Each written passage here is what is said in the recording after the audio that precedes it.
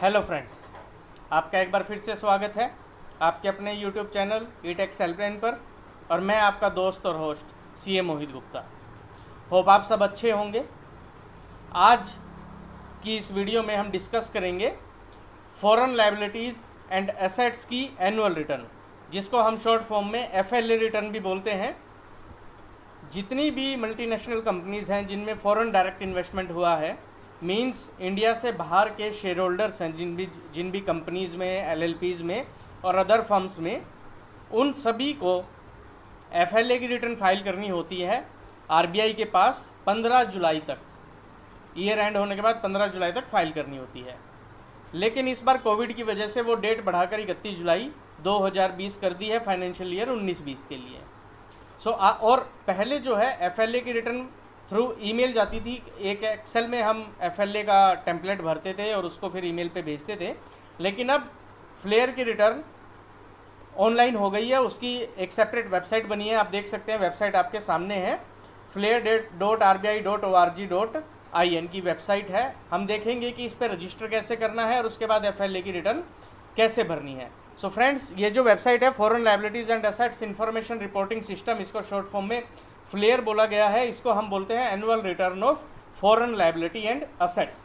जब भी किसी कंपनी में, LLP में, अदर फर्म्स में जब भी फॉरेन डायरेक्ट इन्वेस्टमेंट होती है तो सबसे पहले FCGPR फॉर्म कंपनीज के केस में और LLP 1 फॉर्म जो है लिमिटेड लायबिलिटी पार्टनरशिप के केस में फाइल होता है RBI के पास थ्रू AD बैंकर। उसके बाद फ्रेंड्स, हर साल आपको FLA की एनुअल रिटर्न फाइल करनी होती है। उस FLA की रिटर्न में क्या क्या जाता है वो सब हम देखेंगे। तो सबसे पहले आप जब इस वेबसाइट पोर्टल पे जाएंगे तो आपको फॉर न्यू एंटिटी रजिस्टर पे क्लिक करना है अगर आप ऑलरेडी रजिस्टर्ड नहीं है, और अगर रजिस्टर्ड हैं तो यूज़र ID पासवर्ड डालना है और आपको लॉगिन कर लेना है। सो फॉर न्यू एंटिटी आपने क्लिक किया, FLA यूज़र रजिस्ट्रेशन फॉर्म आ गया। मैं आपको बता देता हूँ, FLA यूज़र रजिस्ट्रेशन फॉर्म जो है ये जैसे ही आप भरेंगे और इसमें 2 डिक्लेरेशन है, वो जैसे ही आपको लगाएंगे आपकी ईमेल ID के ऊपर आपका यूज़र ID पासवर्ड आ जाएगा। तो सबसे पहले आपको सिलेक्ट करना है कि आपकी एंटिटी किस टाइप की है। देन आपको SIN नंबर या LLP नंबर या अदर फर्म नंबर डालना है। Name of entity, PAN of entity, registered address of the entity, email ID, mobile number, state, district and pin code. Then आपको बताना है कि क्या ड्यूरिंग द ईयर कंपनी का SIN चेंज हुआ है, वेदर नेम ऑफ एंटिटी तो change नहीं हुआ ड्यूरिंग द ईयर, उसकी आपको इन्फॉर्मेशन देनी है। देन अथोराइज्ड पर्सन की आपको इन्फॉर्मेशन देनी है जो इंडिया में रेजिडेंट है। उसका हमें कैसे पता लगता है, क्योंकि उसके पास पैन नंबर होना मैंडेटरी है। Then first name, middle name, last name of the authorized person, user name, PAN number of the authorized person, mobile number, email ID and confirm email ID। इस ईमेल ID के ऊपर friends आपको user ID password जाता है। इसके साथ आपको एक वेरिफिकेशन लेटर अटैच करना होता है जिसका फॉर्मेट फिक्स है, और एक अथॉरिटी लेटर लगाना होता है जिसका भी फॉर्मेट फिक्स है, वो हम सब देखेंगे। सो फ्रेंड्स, मैं आपको बता देता हूँ, जो वेरिफिकेशन लेटर होता है उस पर साइन नहीं होते। उसके बारे में डिपार्टमेंट ने क्लियर बोला है, a simple typed letter without any signature in the prescribe format and saved as xxx.pdf file. तो xxx.pdf फाइल आपको अपने डेस्कटॉप पे सेव करनी है और उसके बाद यहाँ पे चूज़ करके उसको अपलोड करनी है। ये सिंपल फाइल होती है जो PDF में कन्वर्ट करनी है, ना स्कैन करनी ना साइन करनी। और वेरिफिकेशन लेटर के ऊपर जो अथॉराइज सिग्नेटरी का नाम होगा ये वही होगा जो अथॉरिटी लेटर पे होता है। अब देखते हैं वेरिफिकेशन लेटर और अथॉरिटी लेटर का format. So friends, authority letter का फॉर्मेट आपके सामने है। RBI ने ये प्रिस्क्राइब किया है। लेटर हेड पे आपको इसको प्रिंट लेना है और इस लेटर में आप एक पर्सन को अथॉराइज कर रहे हैं FLA की रिटर्न फाइल करने के लिए, और नीचे कंपनी के डेजिग्नेटेड पर्सन का, डायरेक्टर का सिग्नेचर होते हैं, वो अथॉराइज करता है। कोविड-19 की वजह से कंपनी की सील मैंडेटरी नहीं है। फ्रेंड्स, मैं आपको वेरिफिकेशन लेटर का फॉर्मेट दिखा देता हूँ जो एग्जैक्टली सिमिलर है, बिल्कुल सिमिलर है अथॉरिटी लेटर से। सेम इन्फॉर्मेशन जानी है, इस पर साइन नहीं होने, आपने इसको PDF में कन्वर्ट करना है और अपलोड करना है। सो फ्रेंड्स, जैसे ही आप अपना ये फॉर्म फिल करते हैं और इसमें वेरिफिकेशन लेटर और अथॉरिटी लेटर लगाते हैं, आपकी ईमेल ID पर यूज़र ID एंड पासवर्ड चला जाता है और उस यूज़र ID एंड पासवर्ड के साथ आप लॉगिन कर सकते हैं और देन अपनी एनुअल जो आपकी FLA की फॉरेन लायबिलिटी एंड एसेट्स की रिटर्न है वो आप फिल कर सकते हैं। अब हम देखते हैं FLA का जो नया फॉर्म है जो हमें ऑनलाइन फिल करना है उसमें कैसे इन्फॉर्मेशन जानी है। जैसे ही आप FLA के लॉगिन में जाएंगे आपको लेफ्ट हैंड पे टैब मिलेगा, वहाँ पे टैब मिलेगा clear form for company users, आप उसको सिलेक्ट कीजिए। देन फ्रेंड्स ये नीचे जो फॉर्म है ये FLA का फॉर्म आपके सामने खुल जाएगा। इसके अंदर 5 सेक्शंस है। सबसे पहले सेक्शन में आपकी बेसिक इन्फॉर्मेशन जाएगी। सबसे पहले आपको सिलेक्ट करना है ईयर, जिस ईयर के लिए आप फिल कर रहे हैं, means 2020। Then start filing FLA form पे आपको क्लिक करना है। जैसे ही आप उस पर क्लिक करेंगे आपकी name of the company, PAN number, C number, ये सब आपके प्रीफिल आ जाएंगे, क्योंकि जब आपने रजिस्टर किया था ये इन्फॉर्मेशन आपने दी थी। देन कॉन्टैक्ट डिटेल्स फ्रेंड्स आपकी आ जाएगी, क्योंकि ये भी आपने प्रीफिल की थी। अगर इसमें कोई चेंज करना है तो आप कर सकते हैं। देन पॉइंट नंबर 5 में आप बताएंगे कि अकाउंट्स क्लोजर डेट कौन सी है। पॉइंट नंबर 6 में आप बताएंगे NIC से देख के कि आपकी कंपनी का नेचर ऑफ बिजनेस क्या है। ये वही है जब कंपनी इनकॉर्पोरेशन के टाइम पे आपने दिया था। Then whether the company is merged और amalgamated during the year, whether company is listed, identification of the reporting company, type of company, whether the company is a asset management company, whether the company has a technical foreign collaboration, and whether the company has business activity during the financial year। तो ये सारी information पे आपको yes या no करना है। Then आप आगे बढ़ जाते हैं पॉइंट नंबर 7 की तरफ। Then it ask whether your company is merged during the previous year और नो। अगर मर्ज हुई है, देखिए हमने अभी पीछे देखा पॉइंट सारे के सारे पॉइंट्स, पॉइंट नंबर 7 से 12 जिसमें येस या नो का ऑप्शन है। अगर आपका नो का ऑप्शन है तो कोई भी एडिशनल टैब आपका ओपन नहीं होगा। लेकिन मान लीजिए उसमें आपने येस का ऑप्शन सिलेक्ट किया, तो देन आपको बताना है कि नई कंपनी कौन सी बनी है, कितनी कंपनियां मर्ज हुई हैं और मर्ज एंटिटीज़ के नाम क्या हैं। पॉइंट नंबर 8 में अगर आप येस करते हैं तो देन आपको, अगर कंपनी आपकी लिस्टेड है तो देन फिर उसकी पूरी की पूरी डिटेल आपको देनी है। क्लासेस ऑफ शेयर्स देने हैं, फेस वैल्यू देनी है और मार्केट वैल्यू भी आपको उस कंपनी की 2 सालों की कंपैरेटिवली, फाइनेंशियल ईयर 19-20 और फाइनेंशियल ईयर 18-19, अगर हम 19-20 की भर रहे हैं तो कंपैरेटिवली आपको वो इन्फॉर्मेशन देनी है। जब आपकी वो इन्फॉर्मेशन फिल हो जाती है तो फ्रेंड्स आपको वैलिडेट पे क्लिक करना है और आपकी इन्फॉर्मेशन सेव हो जाएगी। अगर कोई एरर होगी तो वो एरर आपकी डिस्प्ले हो जाएगी। जब आप सेक्शन 2 में जाएंगे तो वो सबसे पहले आपसे पूछेगा total paid up capital in Indian company, वो आपको बतानी है कंपैरेटिवली 2 सालों का, लेकिन इन ईयर्स, इन लैक्स। सबसे पहले नंबर ऑफ शेयर्स आपको यहाँ पे बताने हैं, यहाँ पे आपको बता रहे हैं नंबर ऑफ शेयर्स, यहाँ पे बता रहे हैं आप amount which is in lakhs. So total paid up capital, then the equity contribution, ordinary equity, participating preference shares, non participating preference shares. So the variety is there, आपको फिल करना है। Then ये है आपकी फ्रेंड्स टोटल जो आपकी company में shares हैं। उसके नीचे आपकी जो आ रही है वो नॉन रेजिडेंट होल्डिंग आ रही है कि अब नॉन रेजिडेंट की कितनी होल्डिंग है। और नॉन रेजिडेंट में इंडिविजुअल्स है, कॉर्पोरेट है, FII है, FVCI है, फॉरेन ट्रस्ट है, प्राइवेट इक्विटी फंड्स है। उनमें से किस बंदे ने आपके शेयर्स एक्वायर किए हैं उसके सामने आपको number of shares and then the amount in lakhs enter करना है। देन फ्रेंड्स वो पूछता है कि पार्टिसिपेटिंग प्रेफरेंस शेयर्स का बाइफर्केशन, अगर आपके पार्टिसिपेटिंग प्रेफरेंस शेयर है तो उसका बाइफर्केशन देन आपको देना है, और नॉन पार्टिसिपेटिंग प्रेफरेंस शेयर है तो उसका देना है। बैलेंस जो आ जाता है फ्रेंड्स 2.3 में वो आ जाता है non resident equity and participating preference shares. तो नॉन रेजिडेंट के कितने हैं वो यहाँ पे आपके क्लियर हो जाते हैं, सबसे ऊपर टोटल, फिर उसके नीचे नॉन रेजिडेंट के आपके आ जाएंगे।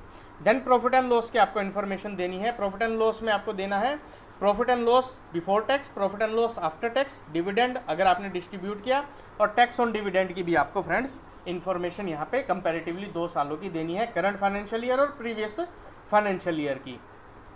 अगर मान लीजिए आपकी बैलेंस शीट FLA की डेट ऑफ फाइलिंग तक कंप्लीट नहीं है तो देन जिस दिन आपकी बैलेंस शीट कंप्लीट हो जाती है और आपकी फिगर्स अगर मान लीजिए चेंज होती हैं, सो उस केस में आपको अपनी FLA की रिटर्न रिवाइज फाइल करनी पड़ेगी। देन फ्रेंड्स पॉइंट नंबर 4 पे रिजर्व एंड सरप्लस की इन्फॉर्मेशन, ये आपकी बैलेंस शीट से उठ के आ जाएगी। देन पॉइंट नंबर 5 में वो पूछता है कि डोमेस्टिक सेल कितनी है, एक्सपोर्ट सेल कितनी है। ऐसे ही डोमेस्टिक परचेज कितनी है और इंपोर्ट परचेज आपकी कितनी है, वो कंपैरेटिवली 2 सालों की लैक्स में आपको देनी है। समझने की बात यह है कि यहाँ पे आप नंबर्स की जगह लैक्स में रिपोर्ट कर रहे हैं, तो वो आपको समझना है। देन आपको बताना है कि आपके पिछले साल में कितने नंबर ऑफ एम्प्लॉयज़ कंपनी में थे।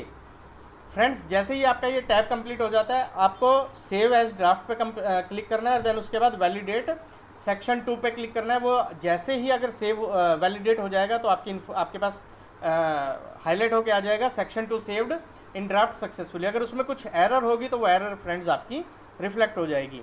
देन आप आ जाइए सेक्शन नेक्स्ट सेक्शन की तरफ। नेक्स्ट सेक्शन जो है वो है FDI का।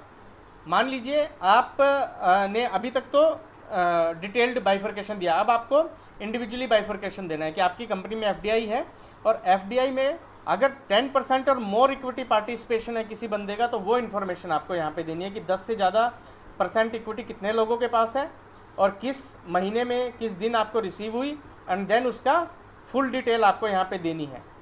Serial number, details as per previous FLA record, details as per current FLA record. अगर ये फर्स्ट एफएलए रिटर्न है तो प्रीवियस में 0 हो जाएगा और करंट में आपकी फिगर आ जाएगी फ्रेंड्स। उसके बाद आपको नॉन रेजिडेंट की पूरी डिटेल देनी है, name of the non resident, country, and then percentage of holding current financial year and previous financial year में।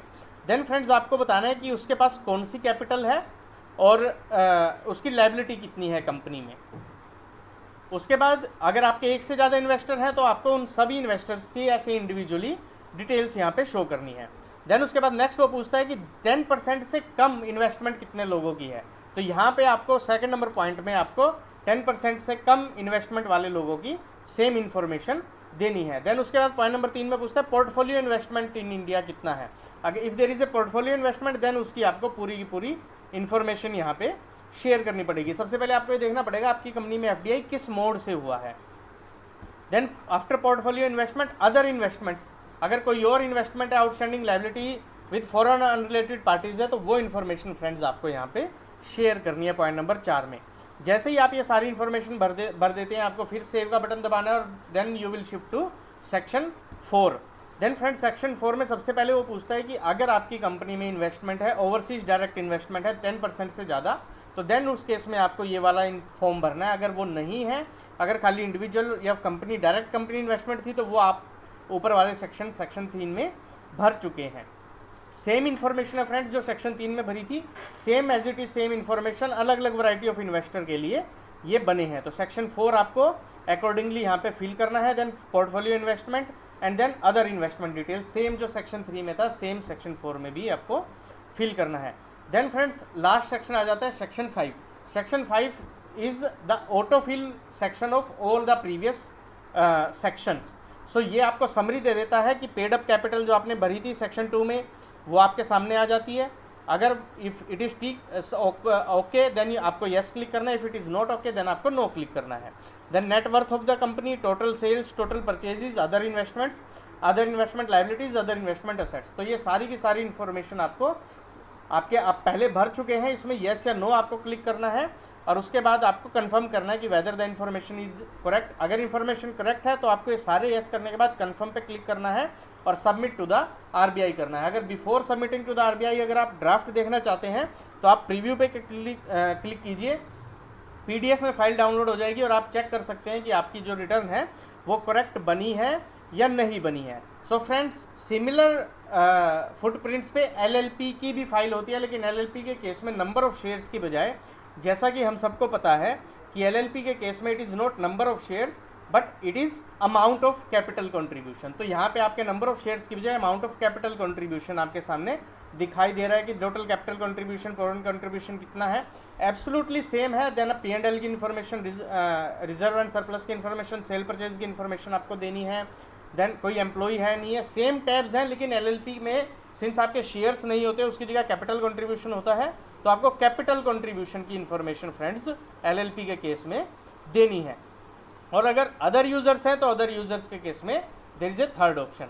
सो फ्रेंड्स ये था कैसे हम एफएलए की रिटर्न भरेंगे। अभी मैं आपको दिखाता हूँ कि एफएलए की रिटर्न भरने के बाद किस तरीके से वो दिखती है। फ्रेंड्स एक बार हम अपनी एफएलए की रिटर्न फाइल कर देते हैं तो इस तरीके से एक एक्नॉलेजमेंट आपके सामने जनरेट हो जाएगा जो आरबीआई आपको ऑटोमेटिकली जनरेट करके दे देता है।